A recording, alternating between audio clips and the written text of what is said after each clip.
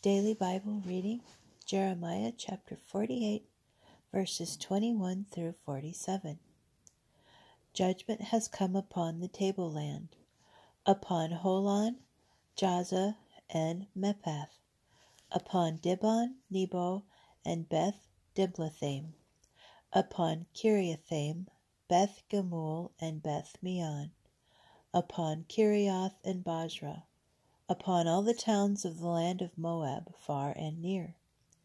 The might of Moab has been cut down, his strength is broken, declares the Lord.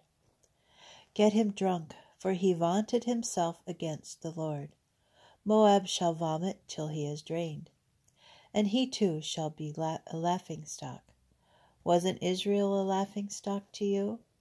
Was he ever caught among thieves, that you should shake your head whenever you speak of him? Desert the cities and dwell in the crags, O inhabitants of Moab. Be like a dove that nests in the sides of a pit. We have heard of Moab's pride. Most haughty is he, of his arrogance and pride, his haughtiness and self-exaltation. I know his insolence, declares the Lord, the wickedness that is in him, the wickedness he has committed. Therefore I will howl for Moab, I will cry out for all Moab. I will moan for the men of Kir-Heres, with greater weeping than for Jazer. I weep for you, O vine of Sibmah, whose tendrils crossed the sea, reached to the sea to Jazer. A ravager has come down upon your fig and grape harvests.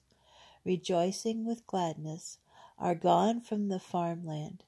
From the country of Moab I have put an end to wine in the presses.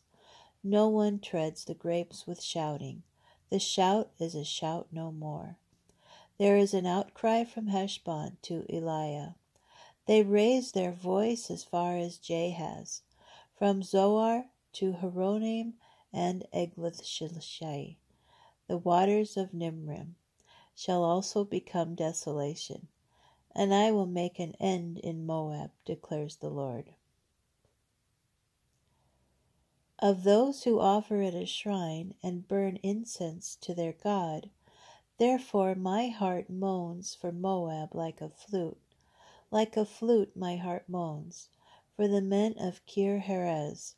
Therefore the gains they have made shall vanish, for every head is bald, and every beard is shorn. On all hands there are gashes, and all loins sackcloth. On all the roofs of Moab and in its squares there is naught but lamentations.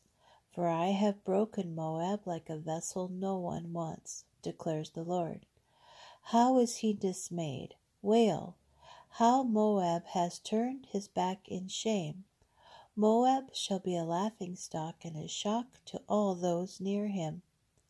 For thus said the Lord, see, he soars like an eagle and spreads out his wings against Moab. Kerioth shall be captured and the strongholds shall be seized.